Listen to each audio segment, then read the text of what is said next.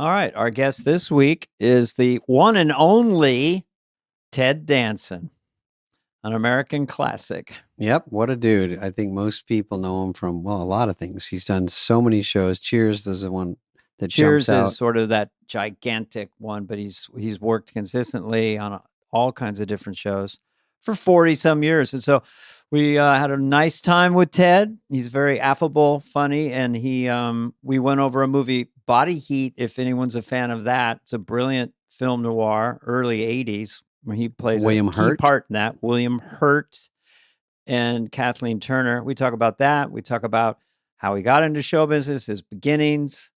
Talked a lot about how show business can beat you up and beat up your ego, and how you have to be, I don't know what word he used, agreeable, or you have to be willing, to take the pain and not flip out, basically. The beating that is show business. That can be show business to your ego. We've talked a lot about Woody Harrelson because he did Cheers with them, and they have a spinoff, not a podcast about that. It's more, it's not just about Cheers. It's not just about Cheers, but it's Ted Danson and then Woody Harrelson sometimes, but he loves Woody. Woody loves him. They're really good friends, and podcasting allows him to hang out. So he talks about that. He's a really interesting, gracious guest for us, and talks about his marriage. And that's kind of a teaser for anybody interested in Mary Steenburgen, who I have a crush on. Steenburgen, who's adorable. And so you'll hear about a lot of stuff. A lot of stuff. You're going to hear stuff like you wouldn't believe. We never run out of it. We're going to do things. And a lot of people say, we can't do it, but we did it anyway. All right, here you go. There's Ted Danson.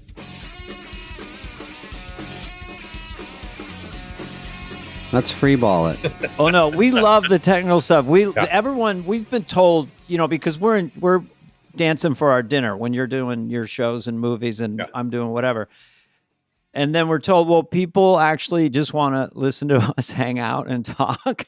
So it's not really a show. And everyone who listens to this podcast is actively doing something else.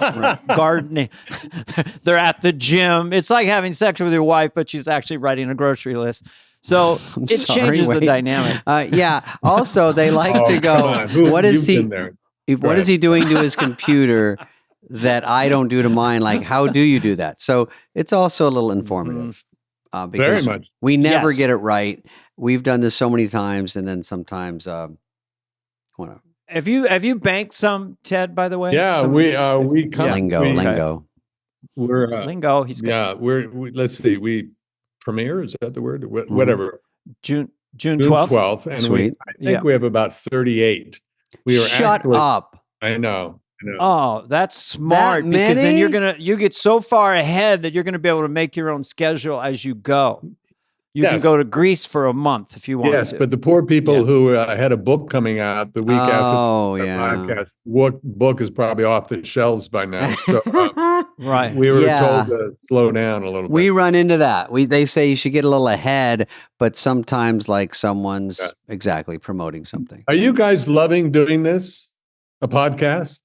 Not necessarily this one, but in general. Well, this one is starting out as my favorite one. So, this is, let's unpack this for a little minute. Like, this is surreal, post-pandemic, that I'm on a laptop in my bedroom. I'm punched in, I'm working, I'm being paid well, I'm hanging out with friends and riffing. That this even exists as an idea. Like, I was on vacation with my family in Wyoming, and they said, Paul McCartney can do it tomorrow. So I had to go to the Four Seasons for good Wi-Fi, and I interviewed Paul McCartney on this very laptop, wearing this T-shirt for an hour with David in New York and Paul in Liverpool or something, or London probably. So yeah, it's a miracle, and it's a miracle. It's very fun. And here, the other thing you've probably already noticed, I don't know if you're a man about town. I'm kind of an introvert. I'm like Billy Bob Thornton. I'm just inside. So I get to hang out with you now for an hour. So if we ever run into each other again, it'll be even next level. Ted, Yes. Ted, it's Dana. So there you go. I have the exact same story, really. I had to go to church around famous people when I meet them at a party. I become reverential. I become all the things you don't want to be. Mm-hmm. I'm not cool. I'm not whatever. And I'm a bit of a wallflower. So to be able to sit opposite somebody, we do it in person, and literally talk to them for like an hour and a half or so and figure out who they are and what makes them tick is kind of a privilege. I'm really enjoying. Yeah. It's like an uninterrupted Oscar party where people aren't pulling you away every second, Yes. Yeah, at those parties, you get about a good 15 seconds before someone comes in. And so these are real conversations, real talk. And then it's just getting to basically like have dinner with someone and talk for an hour. That's the way I look at it. So this, is that a surprise? Like you went into it, let's see how this goes.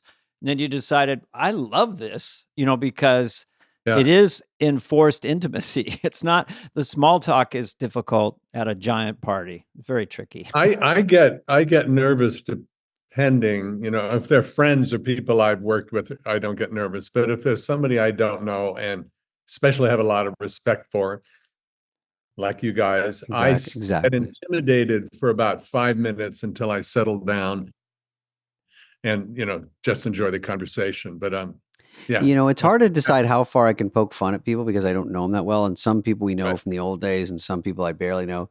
And sometimes we go too far, but it's ultimately just for fun. That's my nickname, Too Far Ted. Too Far Ted is? Yes. Okay. So, it's catchy. How does that manifest itself? You just saying wildly inappropriate things, trying to be one of you guys who can be cutting edge, and I go too far. It's mostly family. It's around family. That's where I go. Oh, okay. Well, we, doing this, I will, after almost every one, have some regret. Not like I'm crying but I'll go, oh, why didn't I follow that through line? And why did I interrupt? And why did I talk over him? So have you found any of that where you or are you free? Like Howard Stern gets tortured. Letterman famously wouldn't come out of his dressing room for an hour because of things he didn't think he did right. Others can just take it off like a jacket. No, Which are you? I am really, I don't sleep well the night before. I'm full of, what do I have to offer? I'm a lightweight. All of those things are true. All legitimate. Don't stop you from, being able to do this job. Well, self-deprecating is your new nickname. And I have evidence here. I do research. Yeah, you've done shit. Of one of the biggest careers in the last it is a 50 crazy years. And we can jump around wherever you want to go. But I have things that I'm really excited to talk to you about. Well, we did kind of work together, didn't we? Well, Saturday Night Live. Oh yeah, and I remembered you, Dana. No, I was. Hey, come on, give me a second. I remember you then and you now, like talking to us just on the soundstage, and you talked about how I won't give the number, but it was I remember 89. this. You told us how much you were going to make specifically, and you were sheepish about it. You knew so many great actors that were still in regional theater. There was a humility about you, and it always stuck with me. But what did you remember? I remembered how my false humility, which I'm also really good at. Just for the record, I think it was you or John asked me. And of course they ask. I'm always fascinated, and we probably asked you together, but go ahead. It's a little bit, if you're in the business, kind of okay together, kind of okay. Yeah. If I'd been making like way less, I probably would have said none of your business. Yeah, but that's true. Well, it's fascinating to me, the transition where you're going to try show business, then you get a job in show business. Now they're paying me good money, like I'm a high school teacher, show business. Now they're giving me a lot of money. It's just surreal for doing the same shit. It is literally. And the day you got that job that pays you, a lot of money, you're just as good or bad as you were the day before. Yeah. It's all very kind of. I do think there's a degree of. You need a degree of willingness to be successful. And that sounds really weird, but you do have to give up the shit in your life that doesn't serve you. You do have to, I don't know, they're just things that you need to you have to be willing to, I don't know. I actually, sorry. No, we love this. I know that willingness, you know, is a big part of being successful. A lot of people, you know, don't check out how they present in the world, or don't realize they have a chip on their shoulder, or don't really take a look at themselves in a kind of harsh, real way, so that you can pave the way to the possibility of success. A lot of people are confused why things don't come their way, but then if you really take a look, you have a big fuck you on your shoulder that people don't necessarily want to work with. I mean, there is a degree of self-examination, I think, that helps you on your path, you know, in life. Some people are what I call a shoulder looking for a chip. Yes. Like their brain actually, they get an endorphin rush from that feeling of victimhood. Yeah. It's a disease. And I do think that over the years, and people have come through Saturday Night Live and stuff, there's an agreeableness.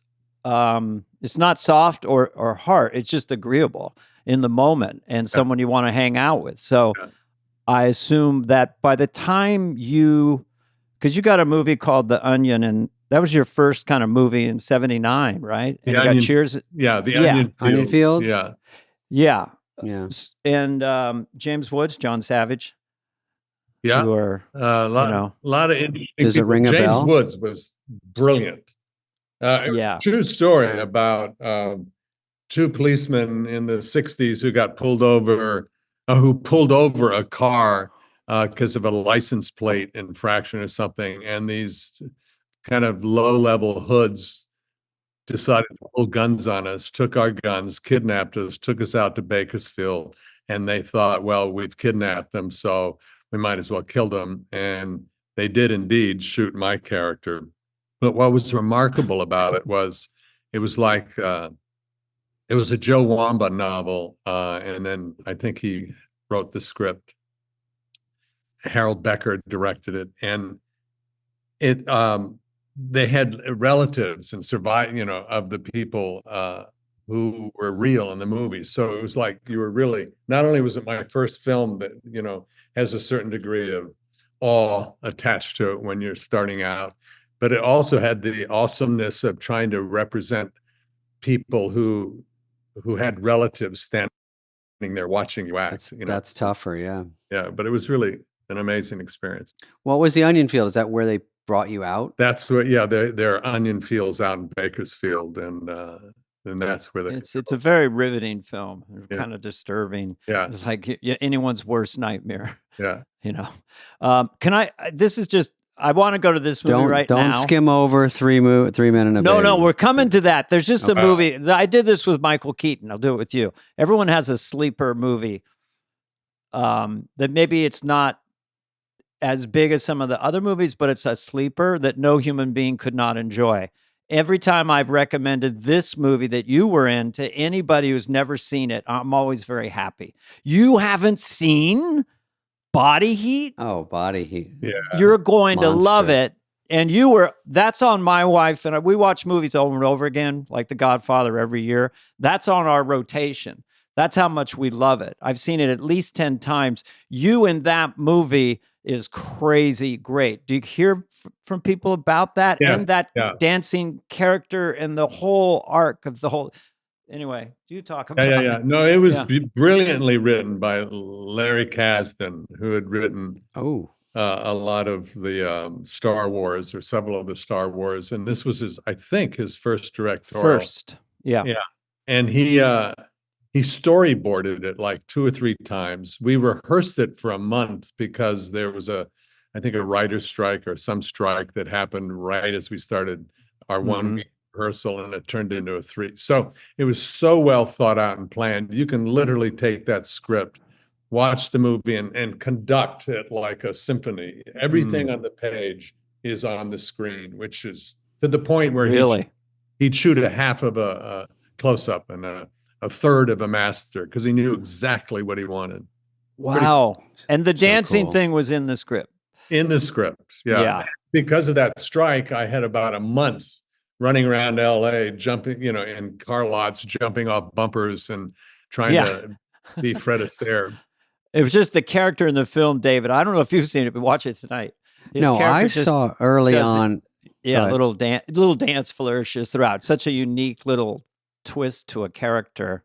You did see it when it came out, probably. Well, everyone fell for Kathleen Turner, right? She's in that. Oh, yes. And very much so. And then I fell for William Hurt. William Hurt is just brilliant in that, Yeah, and he is. He was on his way to becoming a heartthrob. I mean, he was amazing. Yeah. This is how my mother, because there was some sexy nudity, not involving me, her son, but this is how my mother watched Body Heat. Literally with her hands covering her eyes. Of course, just hoping you're not popping up naked, right? Yeah. Star-crossed lovers who plot to kill the husband. Richard Crenna was amazing in that. In great movies, everyone's great. You ever notice that?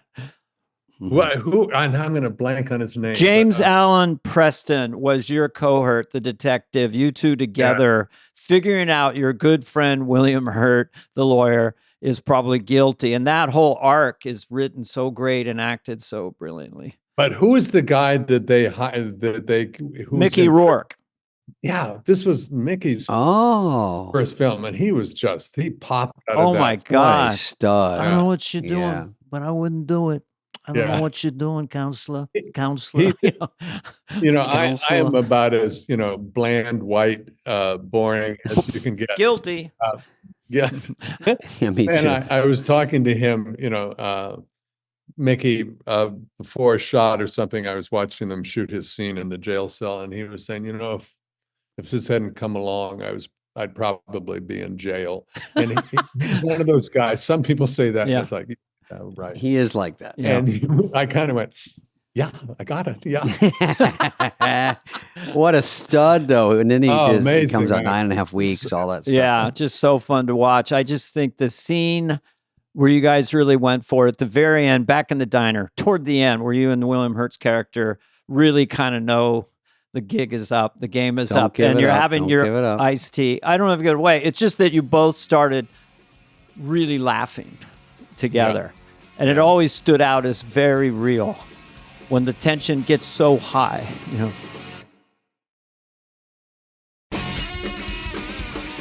What was your first movie? My first movie opened in Uruguay on Tuesday in 1948. First movie I was in, Racing with the Moon, but I was with Nicolas Cage, and I had a little part in that. But then the director, Richard Benjamin, called me at home and said, you were fine in the scene. We just can't use you. I did Tough Guys with Burt Lancaster and Kirk Douglas. I was the third. Their last movie together in 1985. Wow. That was a thrill. You were a tough guy? Were you excited and thrilled? Beyond. Being a baby boomer, Burt Lancaster and Kirk Douglas. I mean, come on. And I'm hanging out with them and they're talking to me. And I was just I thought they would just sort of levitate. But when I saw them do their lines, it was so simple and clean, you know? Yeah. Well, which is hard. I don't think we should rob the bank. Cut. Is that it? Well, Burt would do a lot of takes because his memory was going a little bit. And then I would do one take and then Kirk would always say, I think we got it. I think we're good. Let's move on. But I became friends with Kirk after that, doing a lot of cardiac benefits at Cedars-Sinai. And just, what's your let me ask David real quick. I'm taking over this podcast, by the way. Yeah, I want to see how your chops are. I already know you're going to be great. You can practice interviewing us, and then you can use this audio for. This is go ahead. David. First one was Police Academy 4 with Steve Guttenberg. Steve Guttenberg. Yeah. See, look at that. That's a tough guy to work with. What a prick. Were you blasé? Were you in awe? Was it a big deal? I was so beyond doing cartwheels. I got it from just being at the Improv, being new and doing stand-up. And then I got lucky because I didn't know how to act at all. If let's look at a clip. You can tell. But no, I didn't know how to act, and they said they need a skateboarder, and there was always casting people at the Improv, and Dana knows this. There's just, you never know. Yeah. And I looked young, and I was 20, maybe 21, and they said, "Can you skateboard? They want to call you in for this." And they didn't have the sides at the place, and they apologized and said, "Can you just act like you're a skateboarder, like arguing with the cops because they're hassling you?" And I'm like, "Oh my, this was so much better because I couldn't have read. I wouldn't even, they could tell I just read it off the paper. I wouldn't even know what I'm doing." And so because that was even in the vicinity, they're like, "It's not a huge part. Yeah, get him."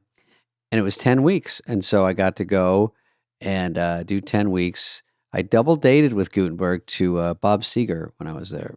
Nice. And my date liked him better in a shocking turn of events. Wow. She liked the lead in the movie. And then one time I think I was making 25 grand, which was 2,500 a week for 10 weeks. Nice. And I loved it. I couldn't fucking believe it. And Steve was making 1.7 million. And I remember it was a rain delay and we were in his trailer. He was nice enough to just bullshit with me. And by lunch, they called lunch, and I walked away going, he just made my whole salary. He didn't leave his trailer. In my weird head, I was thinking, it's too much money. It's too crazy. Yeah. And so, pleasant experience, got to be a skateboarder. Tony Hawk was in it, got to work with skateboarders. Tony Hawk movie. Did you meet Tony up Hawk with him later? Was Tony Hawk super Tony Hawk by then, or no? He was medium Tony Hawk. He was just a skater I saw in the skate magazines, and I was a skater. So he played, I had like a gang of skaters that were bad guys, sort of, and it's not even a B story, like a D. And then Tony would do my good skating. He's my stunt skater for me. So that's pretty cool. He's been on this podcast.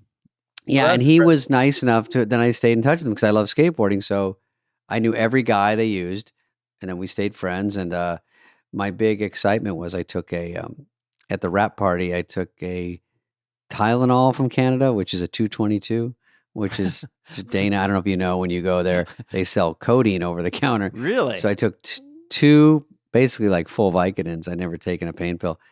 And I was running around like John Bonet. I didn't know why I was so amped up. And I got too amped, and I ran home from the party 3 miles, dug a pool, and then just stayed awake for 24 hours. I didn't know what was going on. Jeez, a lot going on. Yeah, a lot going on at that rap party. Sharon Stone was in it. Wow. It was such a fun, Bubba, obviously Bubba Smith. Sharon's been on your show too, right? Sharon's been on, and she was lovely. Recently. And, was lovely on the movie. Do you guys keep in touch? I am just amazed. I'm a lousy friend. I'm a good worker. Yeah. I love. You seem like a bad friend, like that vibe. Yeah. Staying in touch. I'm rotten. I like to hunker down with Mary and go nowhere. Well, Mary's Woody Harrelson is the exact opposite. He literally will be on location somewhere, and his assistant or whoever will come up and say, "These are the people who have called and would like to spend some time with you here in Montreal." I am the exact opposite. I'm terrible. I'm always apologizing. I'm exactly like you, Ted, basically. David, you have friends. I can tell. I have a couple friends, but when I see them out, I am good for a short amount of time at a party, at a Hollywood thing. I can do about an hour. The second I'm in the corner and no one's talking and I feel weird and everyone's kind of gotten over it with me, I go, they've seen me once. Because, people go, I'm going to go do a lap. And then they come back, you see them again. And then the third time, I'm like, get the fuck out of here. I've seen you 3 times. Yeah. So you feel dumb doing that. So I say hi, say things that don't matter, talk about nothing, do jokes that no one understands, and then I leave. He's on Mary I want to know about you and Mary. Yeah, and Mary's very nice. Been married a long, long time, hanging out. Of course, everyone loves her. Yeah. And you as a couple. So what do you guys hang? I know you do Wordle. So does my wife in the morning.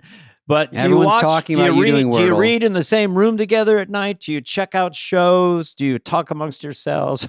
We check out shows. We found each other late in life and had messed up. I had several times, and we had both gotten to the point where we were convinced that we were incapable of having a relationship. So finding each other was so miraculous. We celebrate each other and do each other nonstop. So yeah, we're pathetic. If you had a hidden camera, we would nauseate the entire world.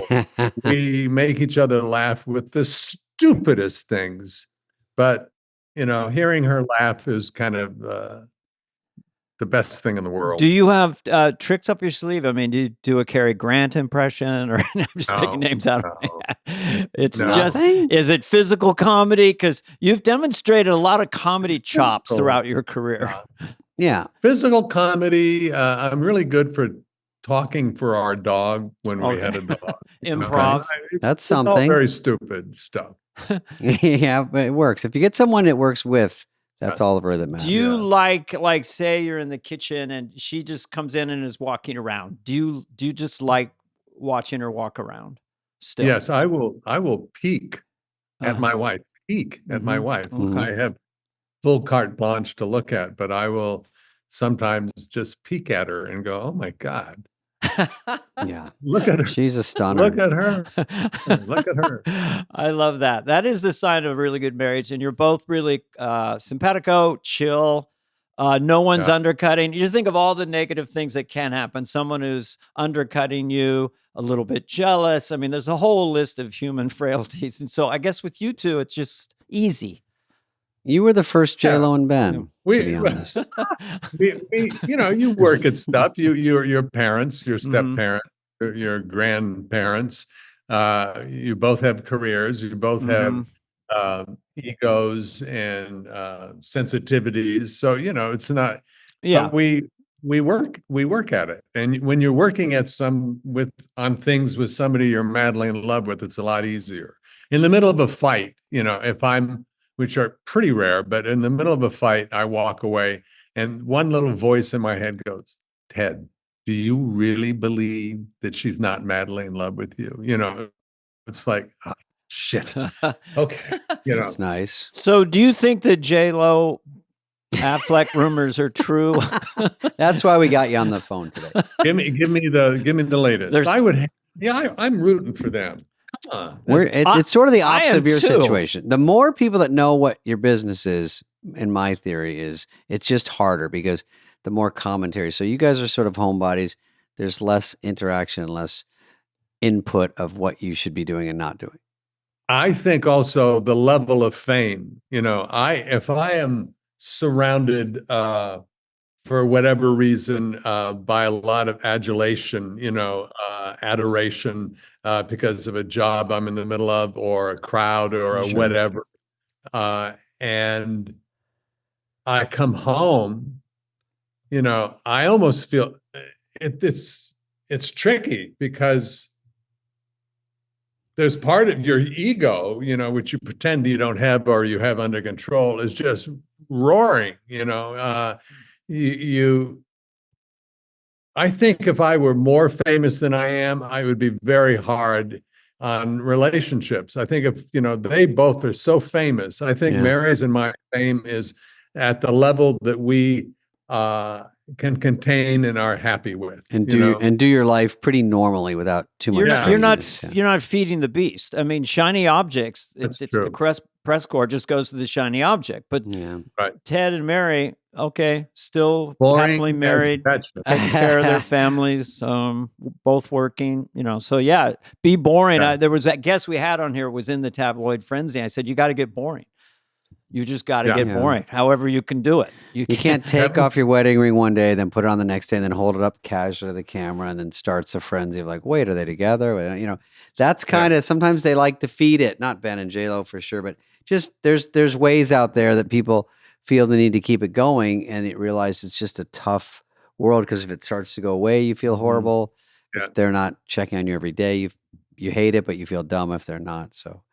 I mean, we fall into all of those traps. I mean, I don't think you can be in this business and not, step in a pile of poo every other day, because we all have egos and we all want to work and we all are aging and we're all different than we used to be and we're all those things are true. So it has an impact. But if, anyway. Well, no, it's interesting because we grew up and had our like Cheers. That was an analog world. It was the 3-channel world. Cable was just starting. It was one thing I was just sort of interested about because of those two movies I mentioned, The Onion and Body Heat, and then you're presented with this. You want to do a sitcom in a bar? I mean, was that like, yes, please, or was there any sense at that time that you're a movie guy? Oh no, and it wasn't. I didn't even think about it. I mean, it wasn't me being offered something. I auditioned with a lot of people. I remember I was doing an episode of Taxi. Somebody fell out at the last moment, and I think Jimmy Burrows remembered me from some audition. Jimmy, who was one of the co-creators of an amazing director, incredible, half-hour genius, He's directed Midas Touch, So I was doing Taxi, and they had just gotten an office, Les and Glenn Charles and Jimmy Burrows, and we're talking about Cheers, and they were starting to cast. And so they had me come down on a lunch break, and I had about 2 or 3 meetings with them during that week. And they, after the last one, they said, do us a favor, don't take any other job without checking with us. And I went, so are you saying that I have this part? And they went, no. Check with us. And I walked out. Their office had 2 doors, front door and kind of a back door, and a long hallway when you got out. And I went out the back door, and I looked at the staircase coming up to the front door part of the office. And there was like every actor in town was coming up to, audition. So kind of miraculous. But so I auditioned. I think really I got it because of Shelley Long. Shelley was brilliant. She off the rack was Diane Chamber. And we auditioned well together because they did a lot of mix and matching. They actually had a kind of an audition off in front of all the networks. 3 couples came. Terrifying. I remember those things. And I was with Shelley. Yeah. Well, I mean, I've done those. I think I've told Dana there was a sickening one where I was new and I needed it so bad. It was $40,000 for a pilot, which was a high quote. Wow. So I hadn't done it, but they wanted me so badly, and I won't sound cocky in a minute. And the other part, they had 7 people read for it. So we went to CBS and did a network chemistry read. So I'm reading with 7 other guys, and they're mixing and matching. And they're like, why don't you read their part just to see just the craziness? And I walked out of there, and my manager said, all the people that made $40,000 on a pilot take 1 step forward. Not so fast, Spade. And I go, that's nice. Dana, it's your manager too. And I go, oh my, what do you mean? He's like, I don't know how you did it, but you didn't do it. You didn't get it. And I go, they have to. I'm the only one for the one part. They go, they're starting over. I go, no, they can't. I was freaking out. They started over. They go, they're just going to start over casting again. I go, that's impossible. I couldn't even imagine. I go, all I have to do is go there and I have $40,000 and I'm on a show. It was so, I couldn't even deal with it. And then it never got off the ground. I didn't know it was feasible to lose it. And, but that's why those things are so nerve wracking. There's a possibility. There's a long shot you're even going to get it. And there's a 1,000,000 to 1. It's going to be a monster hit. Yeah. Did you have a hell one? All right. That's an example of willingness, because your ego gets bashed around so much in business that if you're not willing to kind of check your ego at the door, if you're, jump through the hoops. Yeah. You have to be willing to get banged up and still keep going. It's an emotionally violent sport for sure. I read for Harry and Son. I go in the room and they paired me with a woman. It was Paul Newman and Joanne Woodward are on the couch. You're like, come on, fuck. And he's got red socks. She's got a little dog. I can barely talk. And they paired us off. I'm horrible. I can barely move, act, or even come up with words. I'm with this pretty good actress. And then he goes, well, and Newman was so nice. Well, we're just looking and this and that. He's thinking, get him out. So we went outside. I go, wow, that was kind of rough. She goes, yeah, it was rough. You fucked me. and we are married for 40 years. No, but that was it's an emotionally violent sport. You have to take such blows and such because you're not that valuable. Everyone says you're that valuable, and you're replaced in 1 second. You go, oh, and it's hard to remember. It's an entertainment business. It's really not that crucial, and a lot of people can do what we do and just be happy. It's very tough because you get ego for sure. Don't take it personally. It's like arguing with a Coke machine because it's not giving you quarters. It's never personal. Nothing in show business is personal. It's the Borg. It's monolithic. Walk through the door and you happen to unfortunately remind them of their second cousin on the left side, who they hate. Yeah. And you'll never know why you get something or don't get something. And so to make rules, to damage yourself in some way in your you'll just get it sometimes and you won't other times. I read with Lynn Stallmaster a romantic scene alone in a room, just me and him, right? It was a man, if I can, and he's reading the woman part. The casting director. Just reading the one part.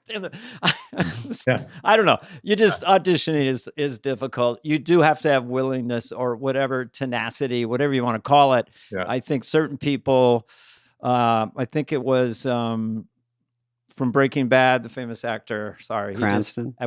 Cranston. He just said he decided at one point, I'm just going to do this. Whether it's regional theater or commercials or TV or films, this is what I'm going to do. And I think that's the attitude. I agree. If you love it. I used to go be extras in commercials while I was doing theater, at night. And, I just wanted to be part of. Be around it. This business. I just want to be. I still do. I still get a thrill driving through a studio gate. I am so happy. It's lucky. Right.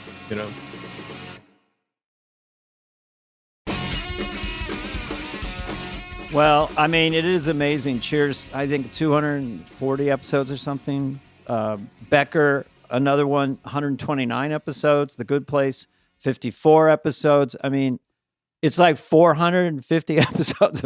The amount of work is unbelievable. And the amount of success you've had is just phenomenal. You'd have to say everything kind of, comes from Cheers, without a doubt. What was that one again? What was that about? The bar one.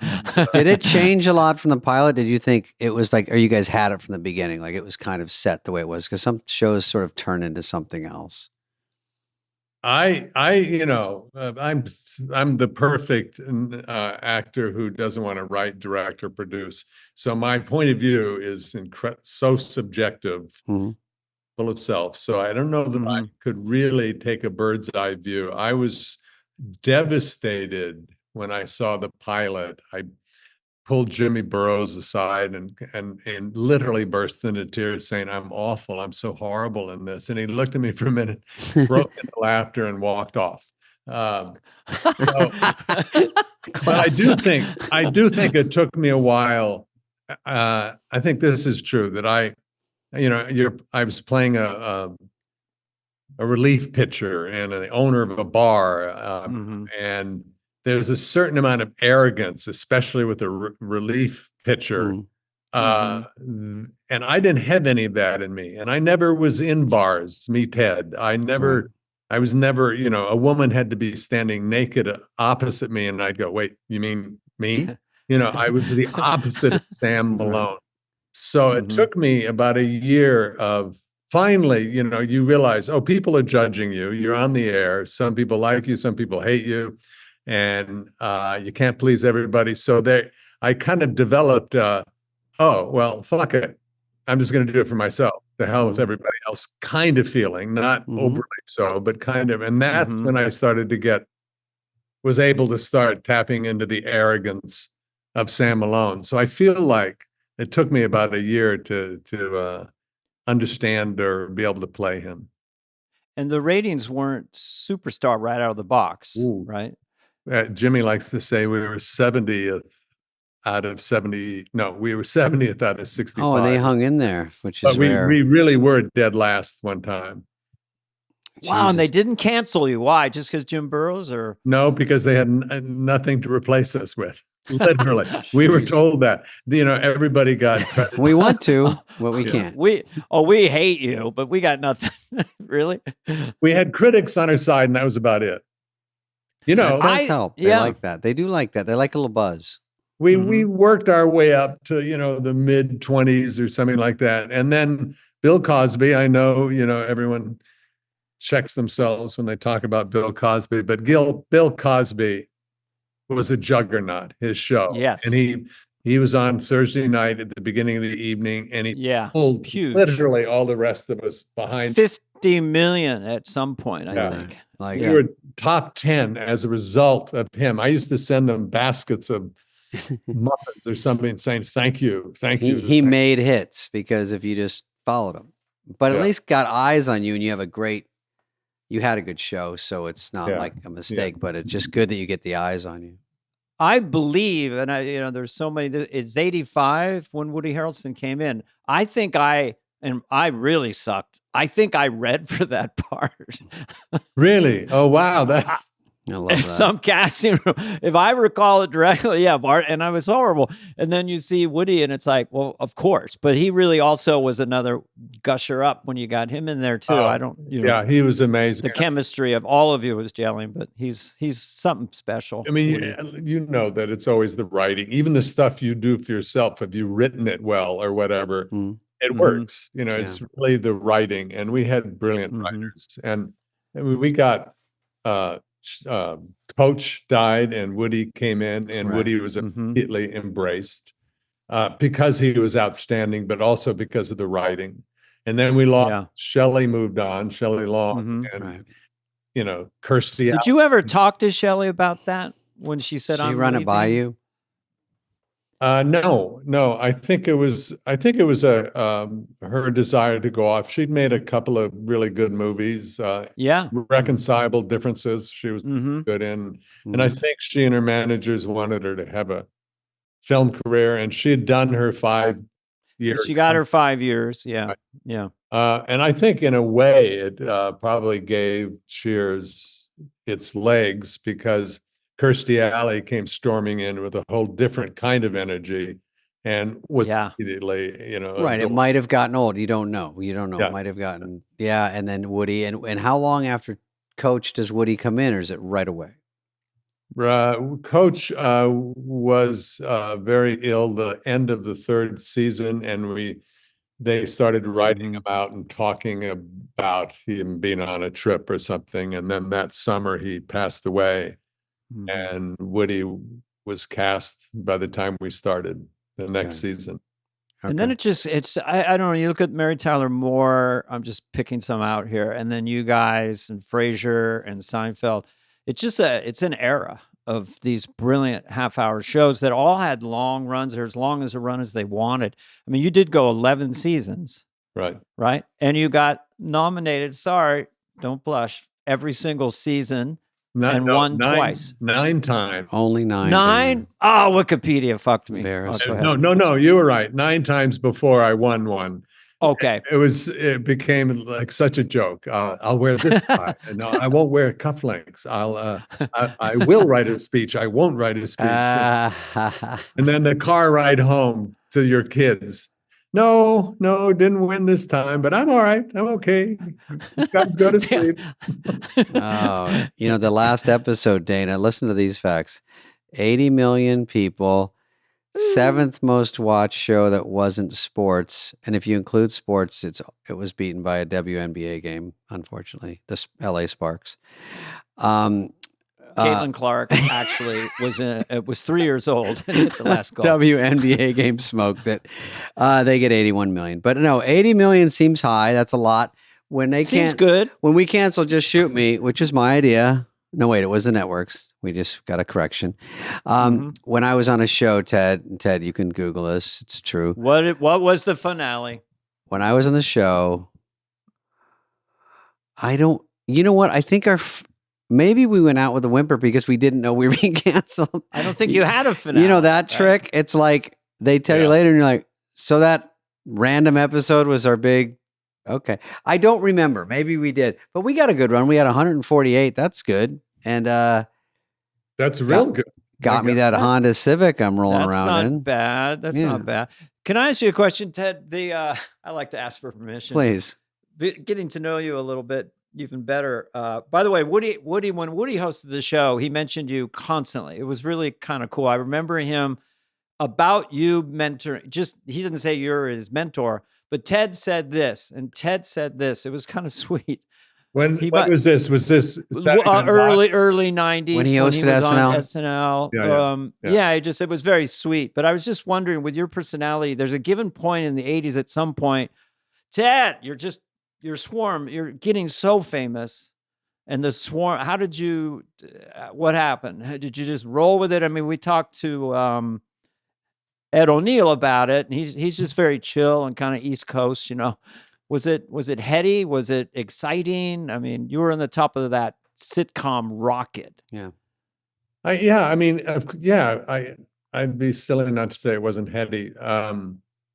But you're also, raising 2 kids. There were certain balancing things to it. And then I went off and tried to make a couple of movies, and they both did not do well. So Three Men and a Baby did not do. That did very well. That was during Cheers. I mean, doing the middle of Cheers, when you'd go out in the summer and make a movie. I'm sure you guys felt this way with Saturday Night Live. You had a home to come back to. Yeah, so right. This huge pressure, less stress. Yeah. Yeah. So you finish, and what movie do you go do after your drunken final episode? It was a drunken reunion. What was it? Wasn't something where you guys got drunk? What was that? It was Jay Leno decided to broadcast live outside the bar in Boston. Right. And it was the final episode, and we as a cast had not seen each other because we'd finished shooting, 2 months before or 3 months before. And they told us to come to the Bull and Finch, which is a bar, and hang out and do interviews until 11 o'clock at night. What the heck did they expect? What? Oh my God. I think the only sober-ish person was Kelsey Grammer. The rest of us were hammered and stoned. And Jay Leno, this is a great moment where Jay's doing, the lights, and we're outside, and there's a crowd around us, and we're sitting on stools surrounding Jay, and he puts his notes down when they're saying 5, 4, 3. And he looks up and he sees, 7 or 8 of us with our eyes kind of spinning. Yeah, of course. You could see him go, "Oh fuck!" Oh, no. He could see it immediately. Yeah, and he had to do. What was it after the finale? After it aired, and then you guys come out. Yeah. And you guys, they think you're like walking out of the finale bar, like just. Yes, exactly. Yeah. What I remember hearing about. We got a lot of shit for it. People weren't tickled, but oh well. Oh, tough. I was just curious. What were you drinking? Did people drink beer, or were they doing shots, or where did it evolve to? Did anyone just? I don't know if I was into tequila back then, but probably tequila and that'll do it. Cannabis, and the plastic bag weed. Yeah, where he goes like this. That one, I love Woody. He has a great Woody, who doesn't like doing the ads for this podcast. Right? I will sell my soul anywhere. Who cares? But he doesn't want to do commercials except for his cannabis dispensary in hilarious. On Santa Monica Boulevard, and he gives the address. It's called The Woods, which is kind of perfect, and it's brilliant. I have to say, it's brilliant. Listen, he had one of the memorable monologues last year when he kind of put together his own monologue. Stepped outside the lines, outside the box, and that's our Woody. That's a good SNL thing. That's what you should be doing on SNL. That's what he once pulled me aside and said, I think I was getting a divorce or separated or something, but he was saying, why, Teddy, why are you so fearful? You're always so fearful. And there's a degree of truth in that. And Woody is the exact opposite, man. He takes big chunks out of life. We were actually rehearsing for a show, if we shot Tuesday, maybe this was a Friday or something. And he was late. 15 minutes late meant you were on time. 30 minutes, you were late. 45 minutes, people were pissed off. And someone came running in and said, Woody called. He's in Berlin. The wall is coming down and he didn't want to miss it. That's Woody. Yeah. Yeah. And it can be maddening, but you just have to admire the big chunks of life that he seems to have fun. He surfs. He has a good time. He hangs out with Owen Wilson. He's a poet. He's a playwright. The Texas trifecta. I mean, as far as that eccentricity, I think McConaughey, Owen Wilson, and of course Woody.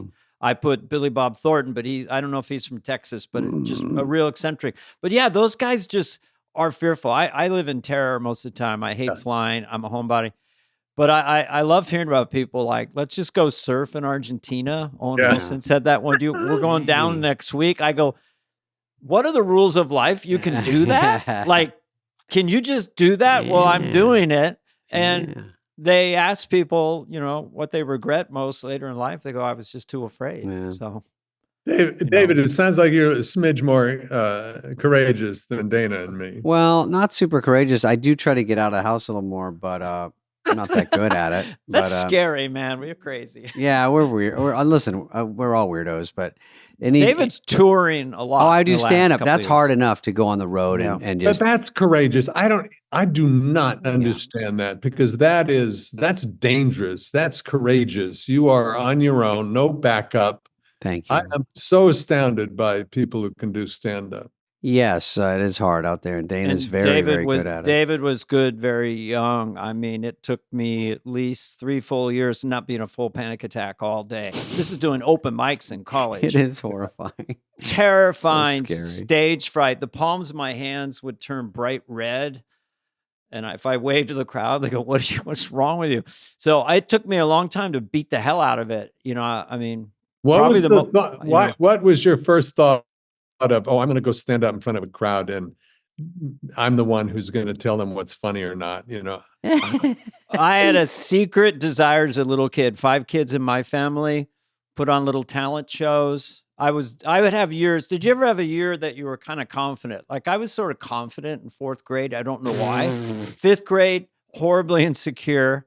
Junior high is a mofo, but I could do little voices. I got a hold of a Craig tape recorder that was featured in Once Upon a Time in Hollywood. I had that, and I would record. But then I was incredibly shy. And then I just saw something in the newspaper. I was 20 years old, and it said local comedians. I only knew about Don Rickles or Richard Pryor. There's like, what do you mean? And so it was in Berkeley and Los Salamandra. It was a little hippie joint in the back, like 20-seater. And I went with a few friends and watched the comedians. Yeah. And they didn't seem that good. And I always say this, but I'll say it to you. And then when this one guy goes up, I'm like, holy shit. Like, he's amazing. I thought, well, if there's a lot of this guy, I just, so I had some notes. I just put them, threw them away. That was Robin Williams. So Yeah. So he was always, but then I just did it and I was terrified and I just kept doing it. I just had enough shows where I weren't bombing. I played delicatessens and church basements. I played to crowds who were facing away from me, eating. It's just a torturous first few years till you get a foothold. Did you always do impressions? I did. I was enamored with them. I could do sort of a Beatley voice after seeing them on Ed Sullivan a few times. I could do Lyndon Johnson in those days, and I love Rich Little, Frank Gorshin. I love those guys. Yeah.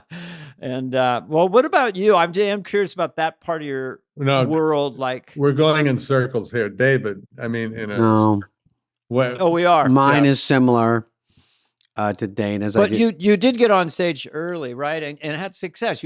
I met you when you were like 21, right? Yeah, it was probably everyone left high school to go to college. I stayed to do community college, and then I was looking through one of the things, and it said there was a comedy night. And I just went. I never been to a comedy club, never seen anything. Mostly out of boredom, but I like comedy. Everyone likes comedy, so I went and watched. So floored by, I couldn't believe these guys are coming up with this stuff. And then they had an amateur night, and later it was digging at me. I'm like, what? I wonder if I could just go 3 minutes. Can anyone do 3 minutes? Like, just you walk up.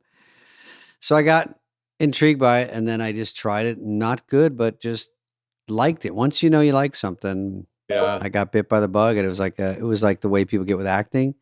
I got that later with acting, but right away I was like, this is so fun and so fucking hard that it gave me sort of like a Rubik's Cube to figure out. Looking back, do you think you were already in that kind of, were you working on that sweet spot of comedy for you? Were you already recognizably a young David Spade, you know? If you watched, even my first HBO special, which is obviously down the road a little bit, but any early stuff, it was a very similar style. It was a little more high energy, but eventually turned into what it is. But I think at the beginning, Dana would agree, you're sort of a research paper of your favorite people, and just you start to figure out what you like the best. And I realized I'm not Sam Kinison. I'm not going to yell. I'm not all props. I'm not this. I started to whittle it down and then get to more of my favorites. And then you just turn into yourself. And then one day someone says, I saw this comic and they're doing you. And I'm like, oh my, that's like the ultimate compliment. You go, oh, it's now there's someone else that's seen me. Oh, okay. So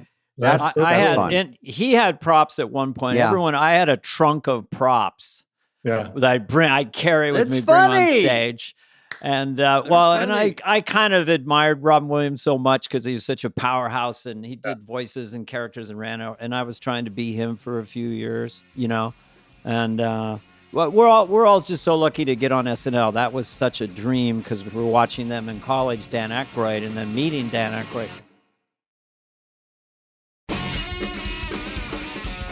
I just wonder if you had those pinch moments. I mean, where you're like, there's a moment like when did you meet people that you admired that blew your mind, or what was your journey on this?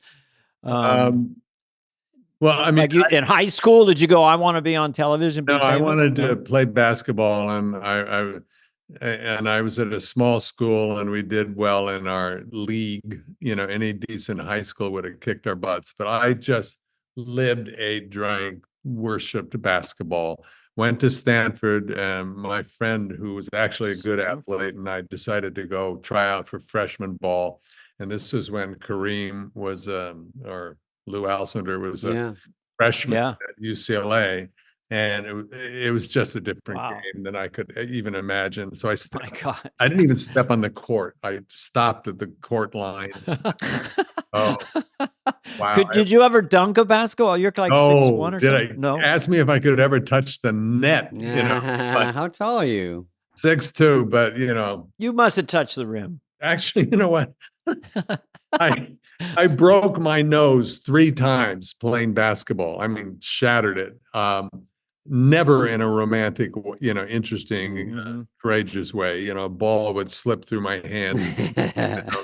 We'd be running down. We'd be getting back on defense, and I would turn around and run into the back of my teammate's head and smash. No, it was just pathetic. But as a joke, one of the sports writers at our little school put in the Kent school newspaper that Ted Danson broke his nose on the rim once again. And my father ended up, for some reason, I think, believing it, and showed it to the basketball coach in Flagstaff, Arizona, at the high school. And they were all over me for why I couldn't figure out why. For sure. Anyway, yeah. So then you went into theater. I followed a girl that I was hopefully going to be able to go out with, and I asked her for a coffee at Stanford, and she said sure. And so off we went. And about 2 minutes in, she went, "Oh, I forgot. I have an audition." And I think, signaling this was not going to work, but I went, "Oh, can I come along?" And she said, "I guess so." Her name was Beth, by the way. Thank you, Beth, because I went and there was an audition for a Bertolt Brecht play called Man ist Man. And to stay in the room, I had to do something.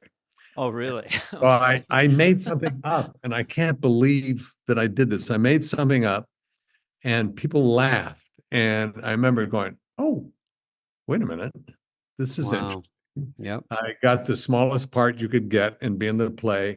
I joined an acting class, and I literally backed up my station wagon to the back of the theater and didn't leave until somebody finally said, if you're serious, go back east and go to an acting school, which I did. Yeah.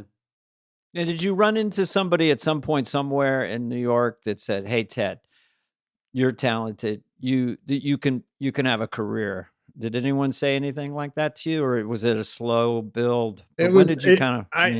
I didn't need that, actually. I was so madly in love. To answer your question, no.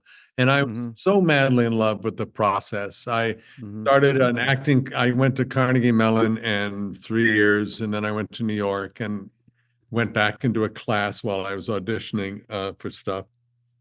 But I almost didn't care whether or not I was auditioning or being paid to act. I didn't care. I just loved it. Loved it so much.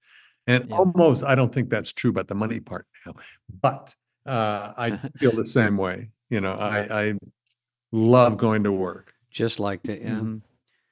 Yeah. Well, thank you, Ted. I think we've learned too much. No, I have so much more. I have so much Ted. more. No, I think you're going to be very successful. You asked us a lot of good questions. You know what you're doing. You followed up. You laughed. TV I'm just giving friendly. You a little critique. TV friendly, likable. I wrote it down here. Likable. Good. Accessible. Vulnerable. Crazy people like Woody. Yeah.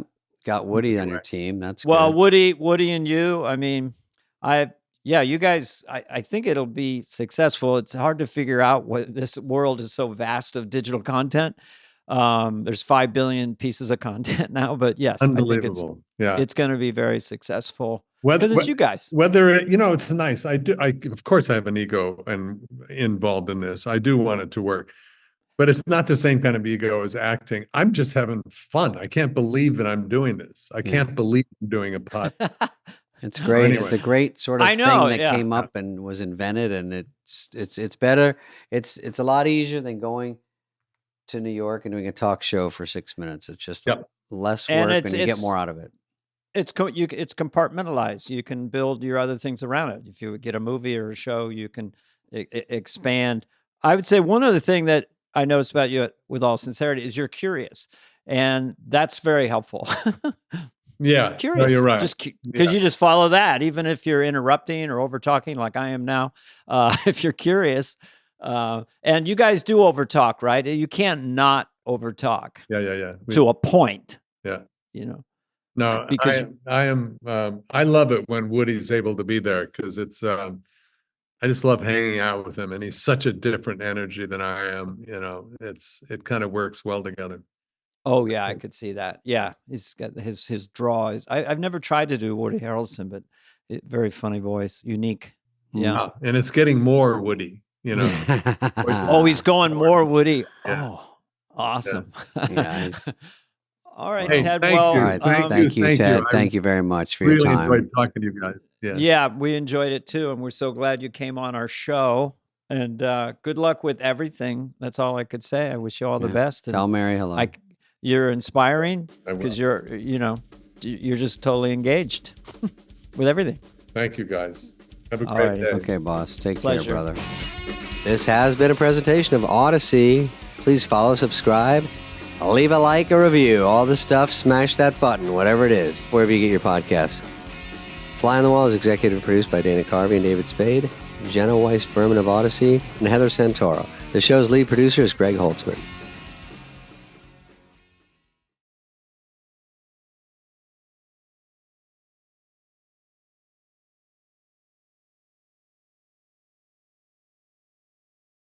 Today's guest, David, is probably one of the most influential producers of television of all time, I mean, especially right now.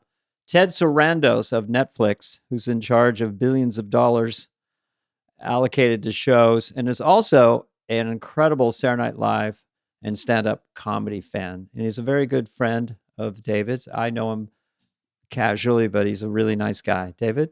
I agree. He knows SNL. He knows the podcast. He listens and has comments all the time, which is very nice for a guy who could not be more busy. We talked about his schedule. We talked about all these shows he has to keep an eye on, the pressures of being the boss. I always think of him up in the world of those guys that run companies like Bezos. I think you were saying, Ted's so normal. He's not jacked and juiced yet. He's the most regular, humble person you'd ever meet. He has not gotten on a boat. He hasn't made a boat. Yeah. He hasn't made a rocket ship yet. But he's just a powerful guy that's very low key. So I like that kind of thing. Very fun, great laugher, knows a ton about comedy. And we get into different comic specials. And he gets a lot of pressure sometimes when things seemingly go too far. And what do you do about that? And we had a lot of great talk with him and all of his shows he's doing that are hitting. And how do you know when the shows are hitting? All over the world. What the Squid Game meant to these streaming platforms, and one of the biggest hits in history, and the authenticity of it and why. And so it's really just about the future. All this, it's a lot of learning. Programming. A lot of learning for me. And I usually think I know everything, and I didn't. Shockingly. Yeah, I tried to. I was a little pithy in the beginning. Netflix, Flex. What do you got? And I was kind of yeah. I said but these live streaming shows and what they're doing and what the globalization, the monetization, and any other zations, can you add in there? No, I think those are the zations. Those good but it was a really fun talk, and we laughed a lot, and he loves comedy. Bada bing, bada boom. Here he is, Ted Sarandos.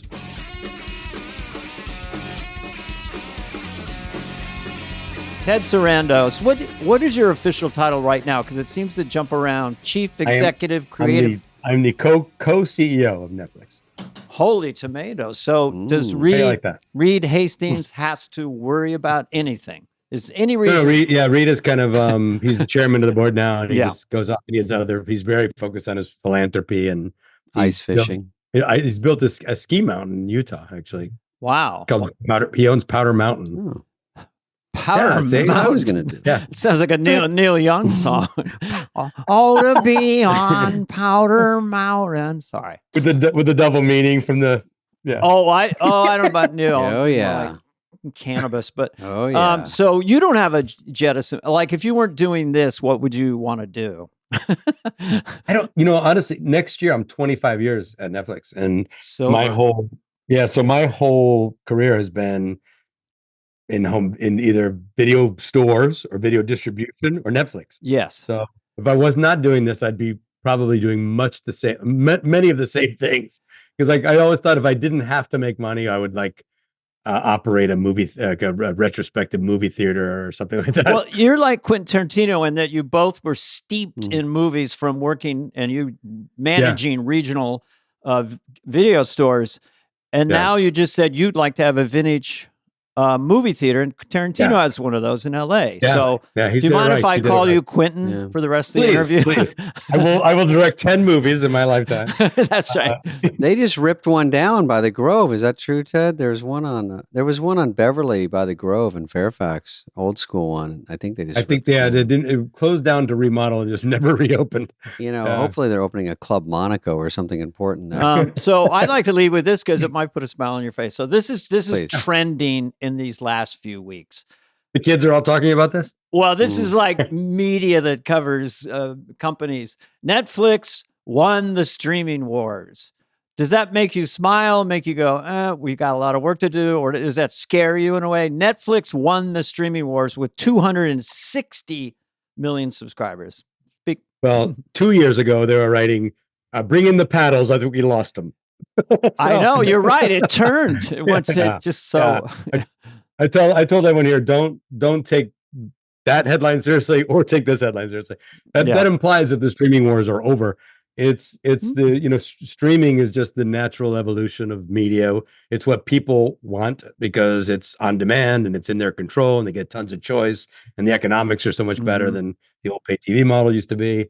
So I just think it's a natural course and it's very in earliest days. So there's no war that's over, but there's lots of battles and we're going through a nice. The comedians doing Saturday Night Live themed podcast war has not been declared over, but we're in the conversation. Here's what my curious thing about you. Have you guys have a show and you think it's going to be a smash and whatever metrics you're using, billions, but and it just does, it underperforms and like, oh, holy shit. Or the opposite. Yeah. Okay, well, let's take a chance on that one. I don't know. And it's a smash.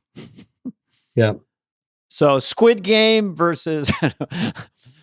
What was the biggest smash sort of surprise? Was Squid Game's an actual Squid surprise? Game is the most watched. Yeah, it's the most watched show in the history of the company around the world, including in the US. Mm-hmm. And it was a surprise in that it was really meant, like all of our local productions are meant to be thrilling to the local population. And they're not meant to be engineered to be global or anything. Mm-hmm. So what we have found is that the more authentically local a show is, weirdly, the more it travels, because I think people see it as authentic, as more authentic and real.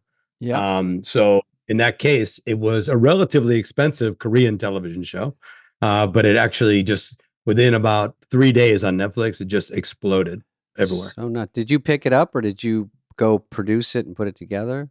So the director Wang, who was pitching it, had pitched it around the world for about 10 years as a movie. And our Korea team, which is incredible, in our office in Seoul, met with him and said, this is a pretty on-the-nose Korean cinema, sci-fi story. Mm. Have you thought about exploring it and opening the world up a lot more? And came up with the idea and he went off and rewrote the scripts. And, smart. Yeah. And Korean shows. I saw a picture on your Instagram. Ted, I don't follow many people. So this is sort of. I'm gonna hear this one.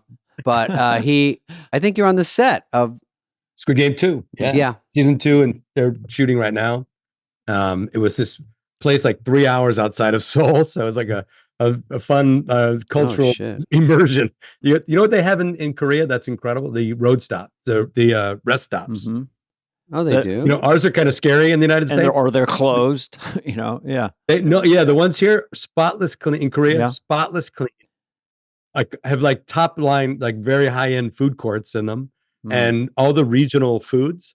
Like people, like if you live there, you'd actually drive to the rest stop to get the regional food from that area of Korea. Go on dates. Go to the. It's a good date night. It's a good date night. So Netflix, you guys, the red envelopes and the DVDs. So that was a revolution at the time. Yep. Then weirdly, only mailed our last DVD about 4 months ago. That's what I heard about, because there was something just nice about it. The consistency of the branding, the red envelope, and the ease of that. So that was like you and Reed and your other people who work with you. Yeah. Breaking something new. Then, of course, watch on your computer. You can watch a movie on computer.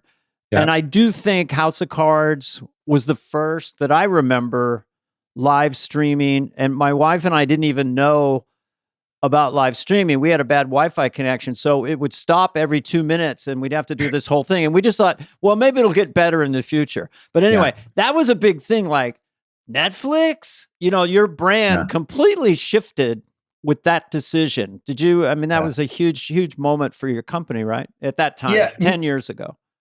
Yeah. It was 2012.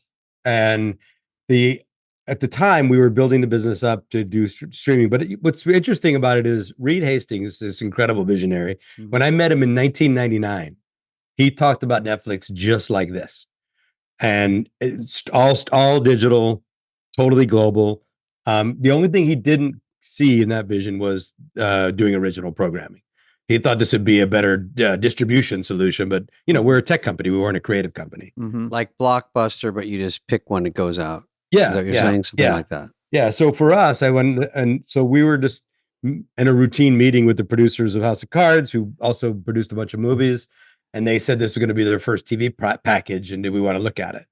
And I looked at the package that they put in front of us, which was, David Fincher directing television, this Oscar-nominated writer writing the scripts, and Kevin Spacey, when that was a good thing, starring, and Robin Wright. Great actor. It was great actor. Great actor. Yeah. Reed Hastings didn't have any psychic visions about him? No. But when they brought it in, I said, look, if we were ever going to get into originals, this would be the one. It's like the perfect package. We had 3 scripts, so it wasn't like we had to do all the development work. And I looked at it and I said, we greenlit the show. We kind of famously gave them a 2-season order, which was pretty unheard of at the time. But mostly because there's no reason you would take a desirable show to Netflix back then. Just to get ahead of it, did you overpay? What did you pay? Yeah, I mean, we paid basically it was about $100 million commitment to the show. But I don't think anyone's even heard of that much money back then. At the time. Crazy. I remember it was bold. It was full boat, as they call it, money. So then all in. So we did the move. I came back. I tell Reed that I made the deal, and he's like, "Well, I thought we don't do this." And I said, "Yeah." I go, but for me, honestly, it was if this show works, it will fundamentally change the course of our business, and if it doesn't, we'll have overpaid for a show, which we do all the time. So, well, if it was a race, you got out of the blocks first, and everyone went, "Whoa, there's hit shows," because the show of the moment was on Netflix. Yeah, and so I think it's huge. And people forget too. Before we did that, we had like 25 million people streaming on Netflix. So if you start, if I tried to build the whole business on our original programming over the last 10 years, we would not be where we're sitting right now. Well, the other thing, I don't know if it's revolutionary, but you putting shows that like Arrested Development that get rediscovered on Netflix has become another lane in your brand. Obviously, The Office was huge and so forth and so on. So you had to pay a lot for that. Those were gambles at the moment, right?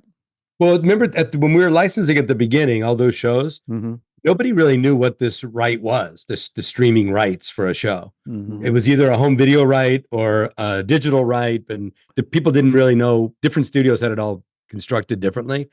When it came to television, what we were able to license was shows that didn't have enough seasons to get the syndication and were off the air.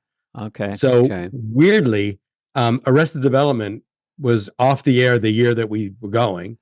And so we had the ability to do Arrested Development. And on DVD, it was a very popular show. And we knew that from our own DVD rental data, was that people loved the show.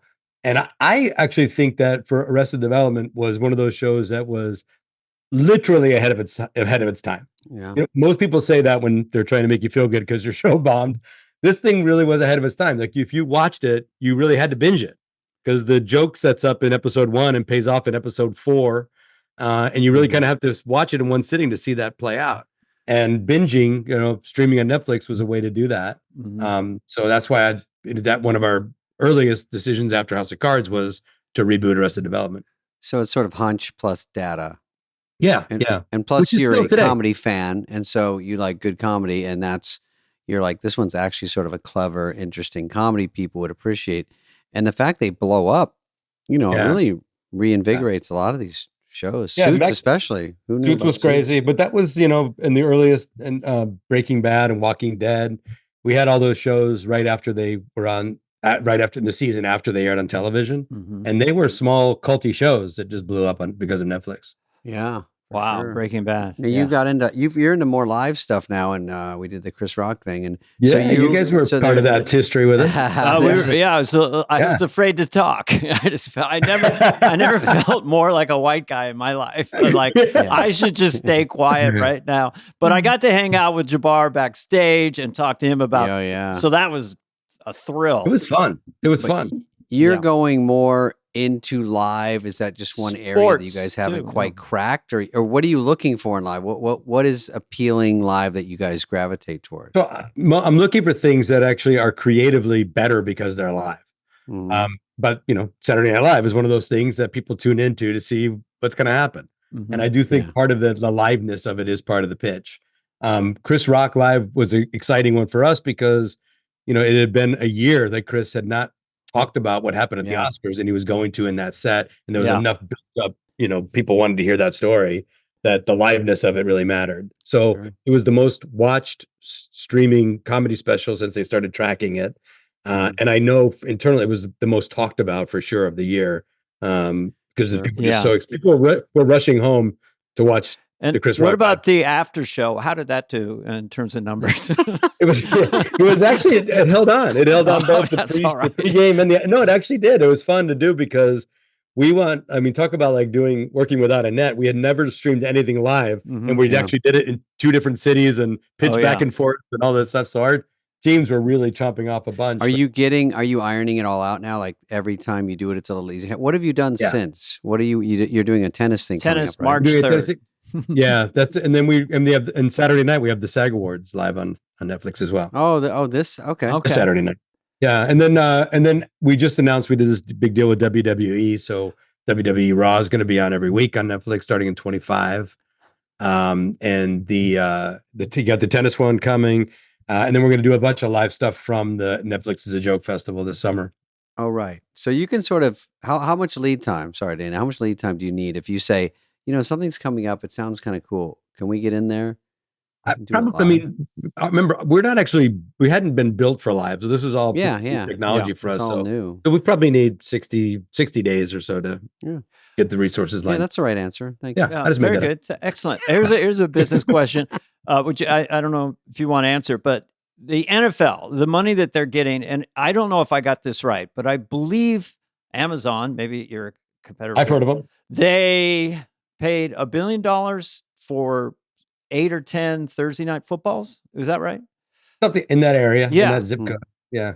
Bezos, man, that son of a gun. He's on the yacht. Son He's of a like, bitch.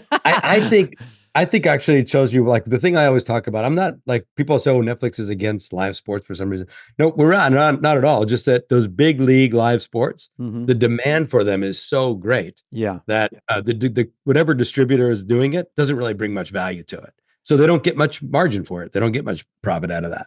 And so we were able to, over the last 25 years, build a gigantic company without having a loss leader product. Right. And I think sports generally, big league sports, tends to be a loss leader for television. So at some point, I'm very confident we can be twice as big as we are today without doing that.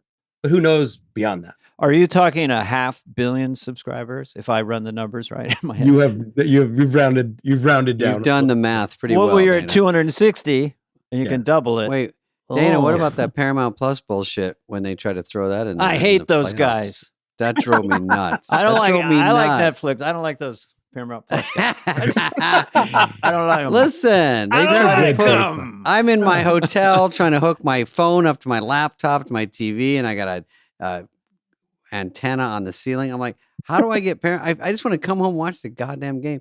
But if that's the future, you're talking about Peacock. Peacock did that. Peacock forced for the playoff game. You had to join Peacock. Yeah.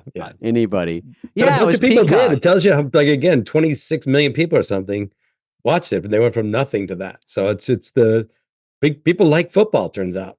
Sure, but it was sort of a forced situation. I didn't love. Well, to your point, it's live. You don't know what's going to happen. There's a huge gambling component, and then very much so. The Taylor Swift effect of like millions fantasy football, and millions of young women now like are interested in football to gamble. Yeah. And gamble. They like to gamble too. You're right, Dave. They want them to gamble.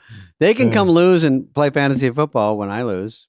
It's very addictive losing. I saw. I'm not gonna put in a pitch for this for them, but I saw a product that the NFL is working on that basically incorporates all your fantasy football picks, your gaming, and everything. So you're watching on you pull out your iPad and watch the game through the lens. As it's a lens, like it's almost like a screen where it's also all that shit while you're watching. Yeah. I mean, sure, the future is like, I'm surprised states don't have gambling everywhere because everyone's willing to lose everything just to gamble. And it seems to be everywhere. Some states I can't play it on my phone. Some I can.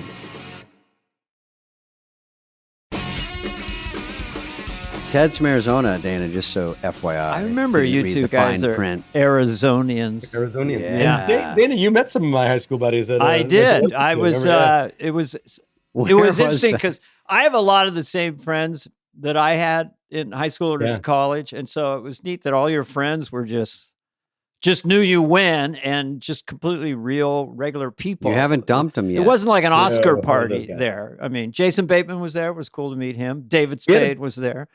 Mr. Chappelle was there. Yeah. Oh, yeah. It was a fun night. By the way, with Chappelle, I got two stories for Chappelle. Just to interrupt you. Yeah. He's really good at it. One is just, first of all, I think it's nice that you're, I've known you as a comedy fan for years and years. And so that's truly who you are. So when you back people when they do a special, or you have to come out and get in front of something and say, I do back a comedian saying what they want, doesn't mean you agree with it. Doesn't mean, it just mean let people talk. I think that's commendable, especially we're comics. So of course we like that. Definitely, it's a big bookstore. You can open any book you want, or not. Yeah. And people like to think about all kinds of diversity, except for diversity of thought. and I think comedy is one of these places where you should have a pretty open playground to figure out, ideas. And ideas, have to live through conversation. And I think comedy is a great place to start the conversation. And some people don't agree, some people do, and it's under the guise of a joke. Sometimes it's in the title. It's a joke. Yeah. It's in the title. It's not my stock and trade, but I do think the comedic mind, you're not supposed to say this, makes you want to say it. You can say all these things, but not that thing. You're like, well, wait a minute. If it, you immediately want to crack that puzzle, right? Yes. Yeah. Right. I mean, watching comedy, sometimes people like that when they say, oh, he went pretty far. I don't agree with that, but they're trying stuff. It's not the same 6 jokes that everyone's allowed to use. I think it's funny. I think that people like, when they talk about comedy and try to put it into camps and some people talk to work blue and some people don't, and one's better than the other. I actually think it's an art form that has a lot of different shapes. And some people if you do shock comedy, the hard thing I've been watching a lot of comedy over the years, the hard thing is getting the audience back. So it's actually just a different kind of art when you want out and because it's not just a cheap laugh. You have to actually rein the audience back in too. So you have to be able to master a lot of different things. And you also have to have a clever angle. I mean, if you want to keep a crowd, if you're going to do these things, if you have an interesting angle or something that comes out of nowhere, I think it makes it smarter and it's more fun to listen to. But you're also more of a connoisseur. You've been doing it all your life, and now you're seeing every special. And then you've got Hannah Gadsby. You've got the different ranges of people, and then people get mad at you, and then they come back and do a special again. And you're like, okay, well, I think down deep they know you're letting these things go on, so they go, oh, this is the place to do it. Yeah. And I think it's a hard thing for me too, that, to keep in mind that we try to do a lot of variety, because just like Netflix itself, people like some shows and I'm like, oh, that's why we have so much to watch on Netflix, because tastes are really diverse. And it's certainly within comedy.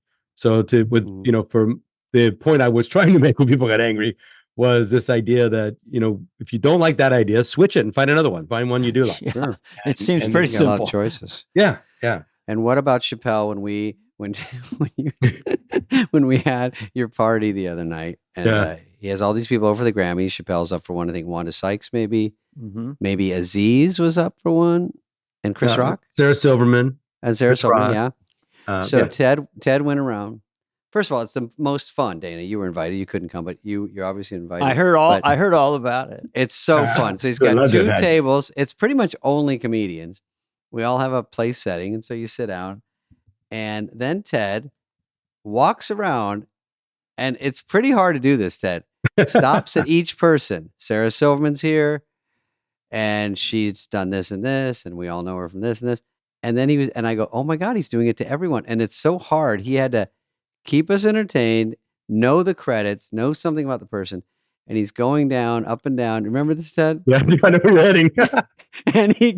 And so Arsenio Hall was outside. You remember this? So he's outside. Ted has already thanked Dave Chappelle, all the people actually up for a Grammy for the dinner. And he does this whole thing about Chappelle. Very nice. Then Chappelle's standing behind me for some reason. And so when Ted gets to me, right when he gets to me to just fawn over me for I was about to fawn. And he was really just working his way to the main event, which is me. And then so Arsenio goes, do Dave Chappelle, he's hiding behind you. And you're politely like, well, I did talk about Dave, but I'll say a few words again. And Dave takes the mic. There was a mic? Okay. Was there a mic? No mic. He just took the mic. But he's got a voice. Yeah. And he says, I can't believe I'm here with all my favorite comedians. He's so nice. And then he starts going to each person, and I'm like, wait, is he doing what Ted's doing? And so Ted now, just do that? Yeah. So now I'm staring because I've got, there's a little shrubbery on the tables, but I've got Ali Wong and Bill Hader right in front of me. So, and Rock is behind me. So I'm next, and Ted's just waiting to keep going. And Chappelle did probably 15 minutes. He did like a set. And then he stopped, and then Ted's like, and David Spade. He had to get right. He was like, it was like, in the house. Yep. It was like, and the professor and Marianne, he kind of wrapped it up. He's like, oh, and there's Chris Rock and blah, blah, blah, blah, blah. But it was pretty hilarious because everyone was waiting. I'll tell you a very short story about Ted, because I do think it speaks to your vibe. Please. Ted's character, of someone in your position, I would just say you don't have an ego around it at all, and that informs you all the time. Because we know heads of big things in Hollywood. There's a lot of hey kid, and all that kind of stuff. And you're the opposite. So Mike Myers and I, Wayne's World, 280 million. Excellent. Inflation adjusted, 400 million. 100 quillion. Inflation adjusted. So we're sitting at a table, and Ted comes over.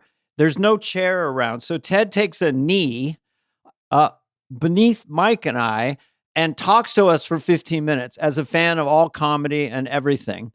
I mean, it was the most, and then sounds about right. I said, well, Ted, you're, very nice. Yeah. And Ted's very polite. Oh, thank you. Yeah. It's like, he goes, this was my favorite moment of the Oscars. Then he leaves. And I said to my wife, well, that's the guy who runs Netflix.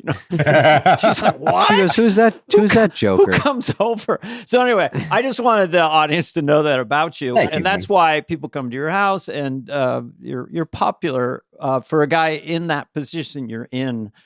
You wear it very well. That's all I'll say. Well, thank you, man. I think probably I came to this completely as a fan, and I think a lot of folks in my role worked their way up from the mailroom or from the the junior development positions and those kind of things. I grinded down to a place where they don't really like the thing they do anymore, and I love it, and I love creative people. I love what you do for the world. And for me, it's like, I think it's really, it's what makes me bounce out of bed in the morning, because I feel like I'm doing something that matters to people. And really, it's what you do, and it's enabling that is the important part.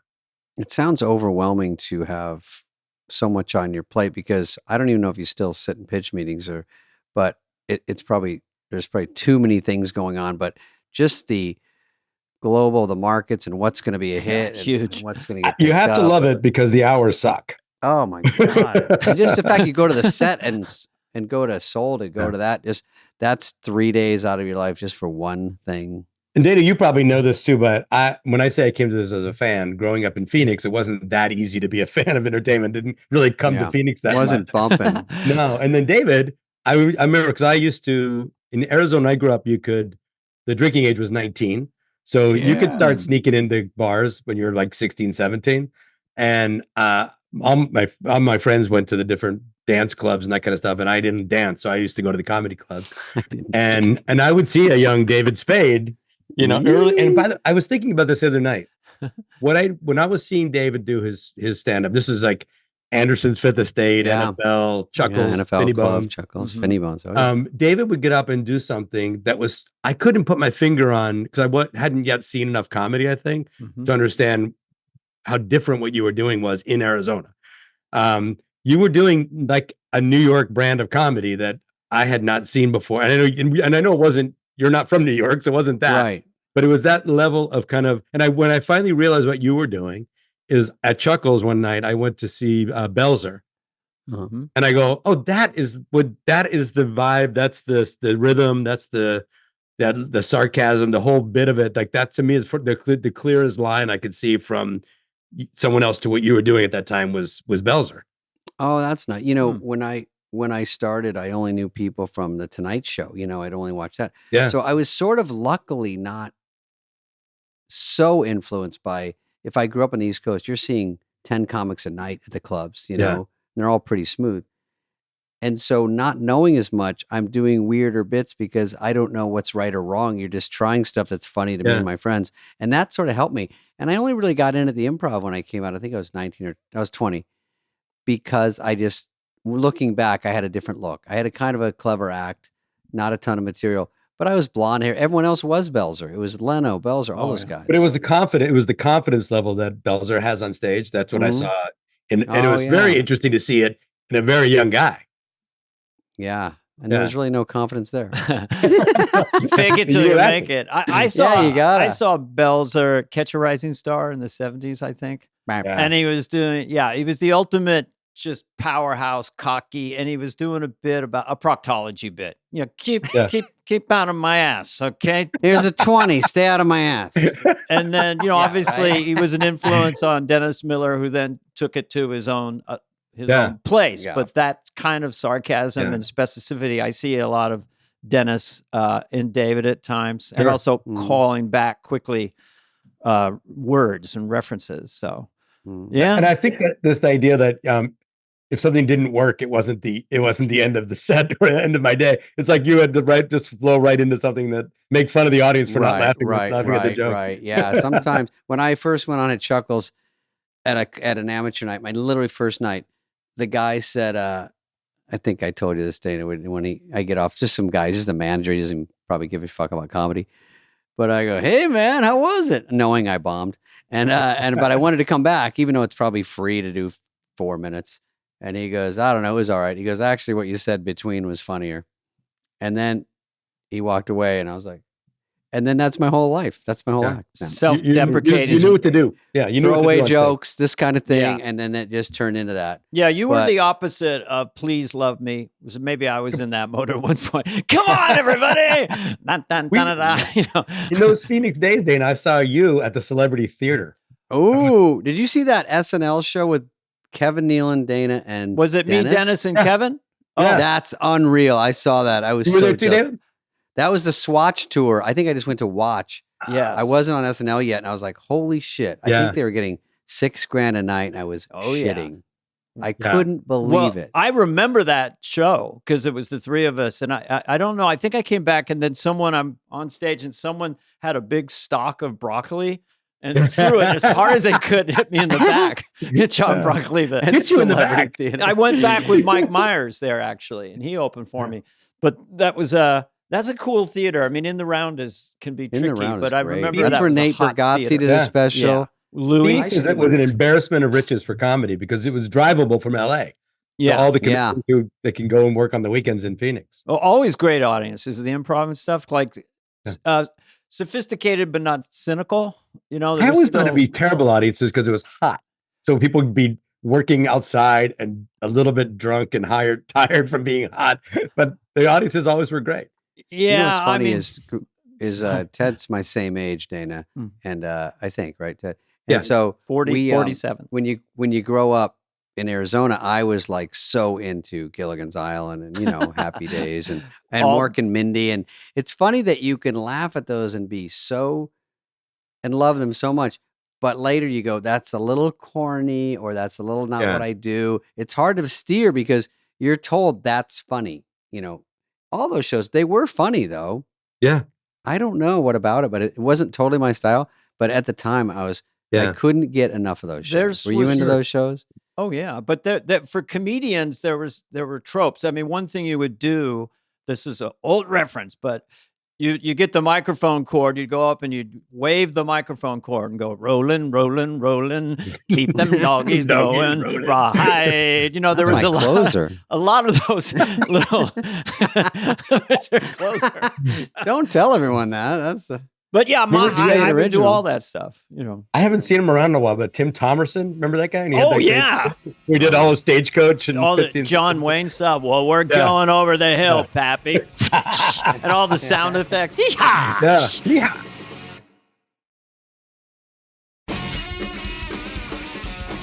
I mean, I do like the assortment pack of stand-up. I do like that you know, the Kennison can come on or Carrot Top. Kennison not anymore, obviously, but in the day, it was a lot of different styles of comedy. Do you think, this is a good question for you, where are we right now in the world of stand-up? Are they mimicking each other? Is Shane the newest kind of different type of guy? I mean, how do you see it? Yeah, I think it's I think comedy always comes in waves. And I think there's this interesting wave right now with like Nate, and Shane too. I think that has the bit, but basically there's a group of folks who appeal to an audience, and then they can get it broad, and then another one. So someone comes out, they make it broad. So I really feel like no other time, you kind of really have to pay attention to who's out there and what they're doing. And TikTok can give you a funny read on things. For the most part, what you want to see is just the way an audience really reacts to the comedian, which you don't see at all in social media. Well, that's the that's the other revolution for people of my age group. It's like comedians are not household names, sell out arenas. They either have a podcast or their Netflix special. I was on Bert Kreischer's show. Super nice. Bert's great. And he was flying. He was going to go to Europe the next day, and he's going to headline Berlin and Edinburgh. It's like amazing. One of our early specials we did with Bill Burr, and I remember Bill called and said, "Hey, are you guys in like other countries?" I go, "Yeah." He goes, "Yeah, because I just sold out shows in Denmark and Norway." And so it really, I think that Netflix special is the thing it's kind of at the center of the business model. You definitely need it, because the formula now, Dana, and you know this, and Ted knows this, is like these guys that you work on your hour. Everyone talks about their hour they're getting together. It's always like it's insinuated it's for Netflix, but they're not buying them all. But they're like, I'm working on my hour. I'm doing my special. Doesn't mean Netflix is paying for it. Some people are just too new and they're not good enough. But the idea is to get an hour, to hopefully get on Netflix, and then that's a big calling card around the world. And then you go tour. You have to sort of come up with a pretty new hour. Go out, so you bring a crowd out. Nate is great at this. Nate Bargatze did this, and it just got bigger every time. And then you get more fans. Yeah. And then you go out live and they see you, and then they go look for your new hour. And then you go out, and Bert did that, and Segura and Bill Burr, all these guys and you have to be good. And then they show up, and then you just keep, and no one was playing theaters like Ted back in Scottsdale. Leno maybe played Gamage Auditorium or Celebrity, or Seinfeld maybe. I think I ran into you at the Seinfeld show at Gamage, and I don't know. Wow. I don't remember who. I was trying to think of it the other day of whether it was Leno with him, maybe, because they did. It was definitely Seinfeld. You were sitting like 2 rows ahead, and we Jesus, and that was hard to fill a theater. And I when I do clubs during SNL or Just Shoot Me, or whenever, I would always just go book, even if it's an Irvine Improv. You do even 7 nights. It's a big room, but I never thought about jumping to theaters. And then my manager was like, "Why don't you just book a theater tour? You never, if you're filling out this many seats in this, And so I go, do people do that? They're like, everyone's doing that. I was really late to the game. I think I heard Bert Kreischer describe like the whole business of how to book clubs and how to do the Netflix special, what to do after that. And he's like, he's super tuned into the business model for sure. And he has a pod and he has clips out. And then like Bobby Lee, Theo, like these guys.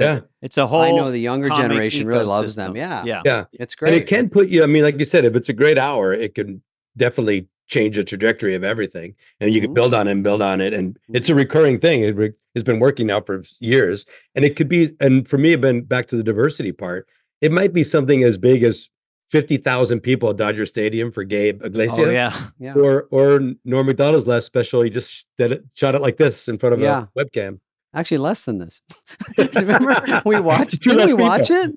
Didn't we watch it together? We were like, oh, okay. So this, I mean, but you know what? It's the material. Everyone worries about the backdrop and the shit. Yeah. Are you funny or not? It really, you can look through all the clutter. And Norm was funny, just talking. And the guys who play Dodger Stadium are funny. How many do you do? Do you do one? Is it up to one a week now or not? There's a bunch. There's ones that we film. There's some that we license. So between all that, there's probably one a week that'll come out. Yeah, it was funny.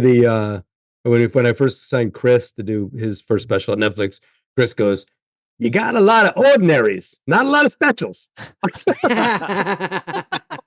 Well, it used to be really a huge deal. But I mean, for you personally, it must be kind of satisfying, especially somebody who's kind of treading along, sort of their first big break, and then it's happening on your platform, and then their dreams come true.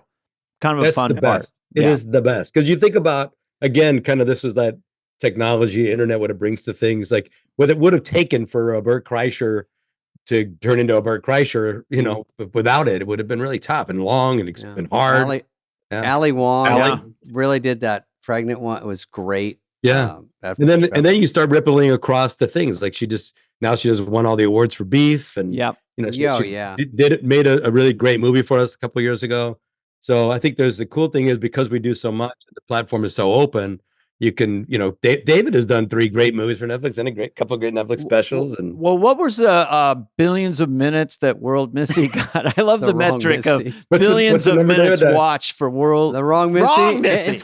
It's getting up there. But you always mention Wrong Missy. But I think The Do-Over is another. Oh, The Do-Over. Well, I have to give that a little bit to Sandler, because we did it together. So he gets some credit. But I always say that whenever his name is mentioned on the podcast. But I did Father of the Year, yeah, which was for Tyler, who wound up directing Wrong Missy. But Father of the Year, I think I talked to you guys after it, and maybe Scott Stuber said, "Hey, this did really well for us. We're going to keep looking for another one." And I'm like, "Oh, it came out like it was when you didn't know how well it went because it just came out, and people would say, 'Hey, I saw Father of the Year,' and you go, 'Great.' But by the time Wrong Missy came out, there was numbers at the bottom. Yeah. And when it said number 1, that means something. Now it's like looking in the paper and seeing what was the number 1 movie this weekend. So you go, one of you guys, you told me it was doing well. Then you said it's number 1. Then you said it's number 1 in the world. Yeah. And then it was Still. And then it just kept going. So luckily, The Wrong Missy really was another generation of people that have a big movie out that they talk. I get talked about every day. And it's fun. I talk to filmmakers all the time, and I do think that they really like, the idea of the movie going through the traditional release and all those things, because that's what they grew up on. Yeah. But the truth is, they all say the same thing, which is when my movie premieres on Netflix, I hear it from the world. And it used to be that I would be screaming it to the world that my movie's out. Now the world tells me my movie's out. Yeah, it's true. Yeah. That's true, because it could be the next day you can hear about it. Yeah.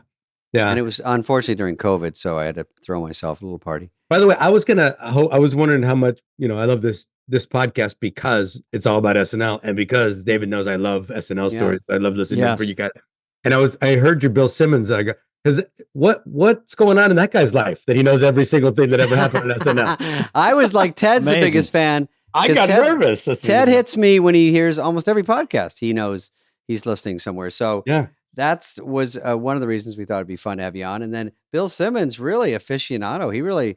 He had some deep cuts, and he didn't want to talk about anything sports. We had all these sports questions for him. He was that's encyclopedic. It was spooky listening to. I was stunned when I said, okay, what was the sketch of the night when Michael Jordan hosted? Oh, that was Stuart Smalley. Yeah. And if you'd given me 15 minutes, I might have come up with that. I'm good enough. I'm gonna.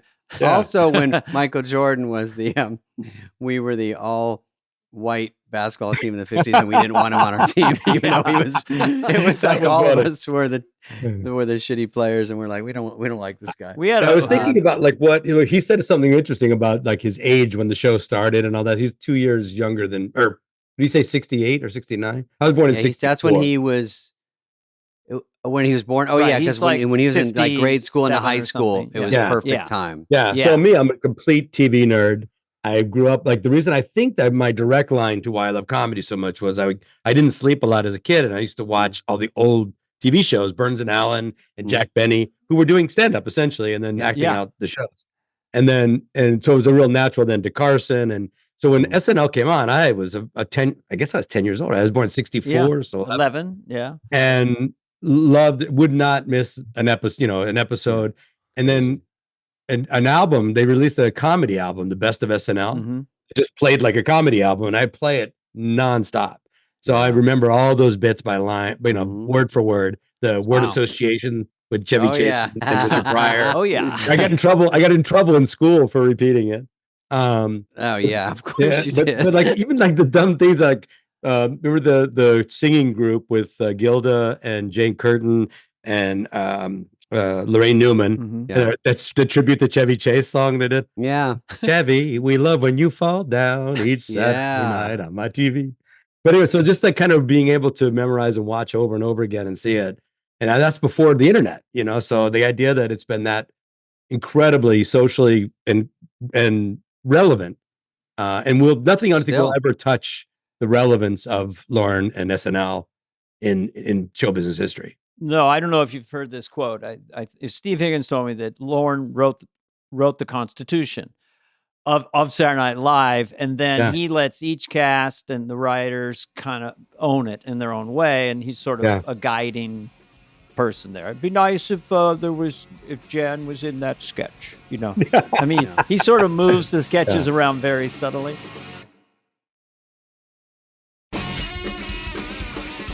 Any Lauren story before we got to let you go? Yeah, no, I mean, my connection to the show only is mostly fandom. Going to see the show live to me is still the most thrilling thing to do in the world. Yes. I never tire of it. The first time I got invited, Lauren invited me, and I got that seat like right in the center above the center stage. Oh, right on top of the. Yeah, which I said, this is the best seat in the house. I can't get any better than that. Yes. And right after the monologue, his assistant came up and said, "Hey, Lauren would like to know if you wanted to come down underneath and watch a show with him." And I go, will he ever invite me back if I say no? Because I really want to see how it works. This is an incredible vantage point. And she goes, "Yeah, sure, he'll understand. Sure." And he did. I didn't go down, and he did invite me back. But I think it was Cameron Diaz was hosting that night, and my buddy Isaac, who you guys met, texted me during the show to say, "Are you at SNL?" Because he could hear me laughing because that microphone was right above my head. But every time I've gone back though, it's just I marvel at it. It just feels to me like exactly what TV was like, 50, 70 years ago, even at the beginning of television, that mad rush between breaks for all the changes. And so for me, that's amazing. Our history with SNL is that Dave Chappelle actually signed his Netflix contract the night he hosted SNL after the election. And we had been talking to him for well over a year. And he said at the show, we went to and they said, my contract is signed and sitting on the seat. So he just signed it, set it on the seat, and went out and hosted the show. That was a pretty changing thing. That's funny. Very cool. Yeah. And then Lauren, and I've gotten to know Lauren over the years, and I hugely admire. It's hard to say that you get to become friends with someone you so idolize like that. But I count him as a friend. And we were going to last year be co-honored by this organization called Pen America. And because of the Writers Guild strike, it got kind of nasty, and they had threatened to boycott it and all that kind of stuff. So I pulled out of it. But in betweenhand, there was all kinds of controversy about whether or not Dave Chappelle could introduce me at this thing, and on and on. So I sent him a note and says, "Hey, I'm sorry I can't be there. I didn't want to ruin it for you, blah, blah." And he calls me and says, Ted, the hard part of thankless jobs is nobody thanks you. That's a solid. That's Lauren. very, very Lauren. And that's a surprisingly good Lauren, didn't you think, David? That's a good line. Lauren has we call them Laurenisms. That's we'll add that to the bunch. He's quite a character around. The worst part of thankless jobs. Yes. No one thanks you. The minute you are huge, you feel yourself being less huge. In show business. What was he? Don't underestimate water. I think that was always my favorite. Don't underestimate the value of water, as he's pouring a giant thing. I think he said it to Mike too. And he always drinking a lot of water. Everything out of his mouth is, what he is that type of he's that type of person that takes a really big idea and distills it down. Yeah. Which is a sign of intelligence, I think. I think too, the guy's you think going to the show and then staying at the party after for 50 years. Fuck, I can't do that. I can't. Another gigantic highlight for me with the show was 25 years ago. Me and that same group of buddies that you guys had met, we went to Aspen for the comedy festival, the HBO Comedy Festival. And you guys did the 25-year of SNL. Oh, and wow! That was which felt like an SNL convention because there was so many SNL people. Yeah, there. And that's the first time I ever met Farley. First time I ever met Sandler. Wow, that was what the original cast all the way up to Will Ferrell's cast were up in the bleachers. Yeah. Is that where I did Burt Lancaster and Kirk Douglas? Yes. Okay. Yeah, you killed him on that. Yes. Sorry, that was a funny. I can't imagine what it was like to try to get a line in on that stage. Oh, I don't think we talked. By the way, Farley had a rough go with it on that. It was oxygen problems. I think Norm needed oxygen, and it was a tough. It was. Remember that awkward moment? Sorry to interrupt. Remember, David, the moment where it's a lead discussion, and he goes, "It's like being shot." I always said it. I said it. SNL is like being shot out of a cannon. That was the analogy. Right. And then, of course, Norm's brilliant. So, I don't know. You have to be shot out of a cannon to know the difference. I don't know if it's exactly like being shot out of a cannon. More like people pretending to be other people or something like that, and Mike turned red. Very Norm-like. Very Norm. We miss him, but anyway. I miss Norm. No one else in my life. Most people go through their whole life trying not to look crazy. And when Norm got sick, he went out of his way to make you think he was crazy instead of sick. Yeah. Because sick wasn't funny. I got mad at him. I look at my old texts. I'm like, I was going, Norm, you can't say you're coming to dinner and then just flake out. And he's like, David, there's COVID. I go, we've gone over it. I'm sitting 20 feet away from you in my house. It's you. We already agreed it's fine. Then he goes, it's an epidemic. I go, and then a week later, when are we having dinner? I go, why are you keeping this? Your episode with Norm on his old Netflix special, his Netflix show, is it's an act of jazz. It's not even a conversation. It's amazing. I don't know if I told you that. I've never seen it, but I heard that whole year I heard about that. And I was like, what did we do on that show that was so funny? I think you were there. And I think you kept asking, is this a test show? Is it? Yeah, because I was such a crummy piece of shit. The crew was like walking in front of you guys with cranes and stuff, right? This thing goes by, beep, beep, in front of the camera. I'm like, are we on a construction site? Anyway, Ted, let's let Ted go. He's got to get the reshoots in Korea. Thank you for coming on, Ted. Fan. Thank you. We appreciate the podcast. A fan of both of you. Love you both. Love you both. See you soon, hopefully. All right. Miss you, bud. Thank you. Take care. This has been a presentation of Odyssey. Please follow, subscribe, leave a like, a review, all this stuff. Smash that button, whatever it is, wherever you get your podcasts. Fly on the Wall is executive produced by Dana Carvey and David Spade, Jenna Weiss-Berman of Odyssey, Charlie Finan of Brillstein Entertainment, and Heather Santoro. The show's lead producer is Greg Holtzman.